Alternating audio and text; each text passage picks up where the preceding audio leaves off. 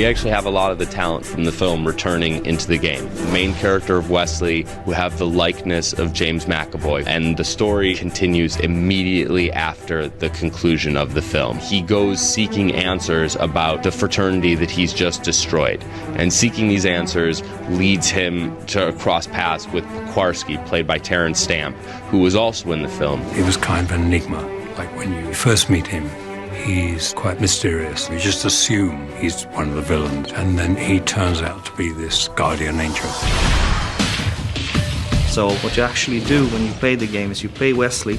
He is a super assassin who can move swiftly and react, the flick of a switch. Boom. And then you have flashbacks where you play his father.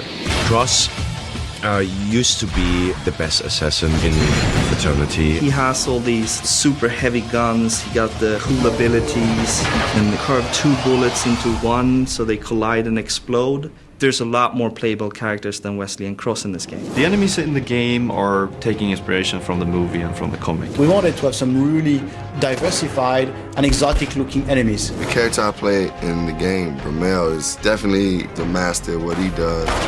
I came for the loom, not for you, but now I'm gonna kill you, just for fun and a laugh.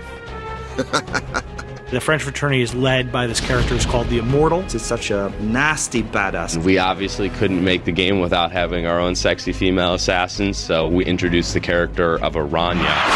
Aranya!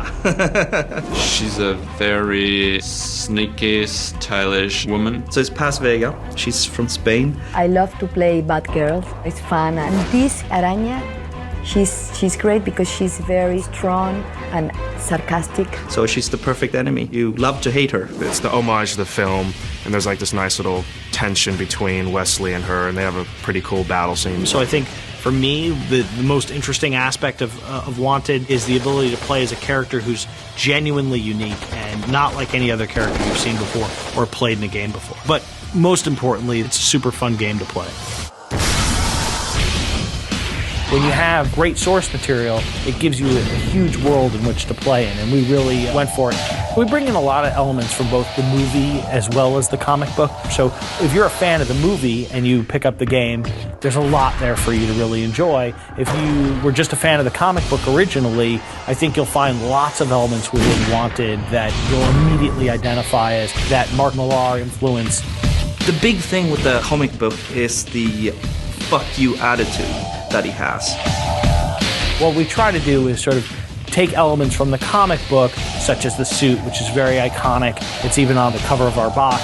He's called the Killer, and in the game, you can unlock that and play it as both Cross and as Wesley. I think the video game is a very cool bridge between the movie and the comic. There's a lot of crossover, a lot of little cool details that hardcore fans will look at and I think be excited about. The first thing we did was throw ourselves into the comic books and go through them. And then actually going to the set of the movie and just find inspiration from there. We had a lot of discussions with the director and talked to the actors, and we were able to see all the different environments. It was really cool. So when you are given that kind of leeway and that kind of freedom to, grab at all parts of the background, you really can come up with tremendous stuff.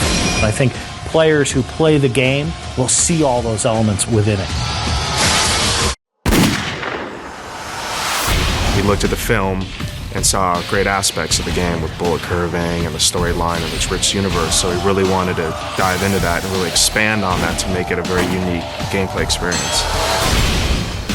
We have a lot of game mechanics that someone who's a fan of the film are going to immediately recognize. The most obvious example is curved bullets. An assassin is able to curve a bullet around objects or around corners to hit their target. And so we've taken that mechanic and actually allowed the player to determine the curved trajectory of a bullet so that he can shoot around columns or shoot around corners. It's not just linked to one enemy. You can take out 3, possibly 4. When you can actually kill 4 enemies at once with a curve shot, it's one of the most satisfying things in the game.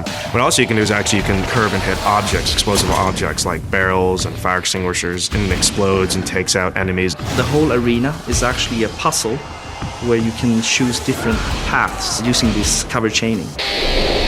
One thing that's actually innovative is the cover stabbing. So you can actually do close combat moves in cover. It's cool because it motivates you to sort of rush your enemies and get really, really close and personal. You can pretty much slide over everything, jump over anything. You can actually stab enemies around cover. You've never seen a bullet curving game. You have never seen cover done in the way that we do cover, and I think that those elements really sort of push the innovative side. And it's really important, because if you're going to do movie-based games, you have to push the envelope and do things that haven't been done in other games.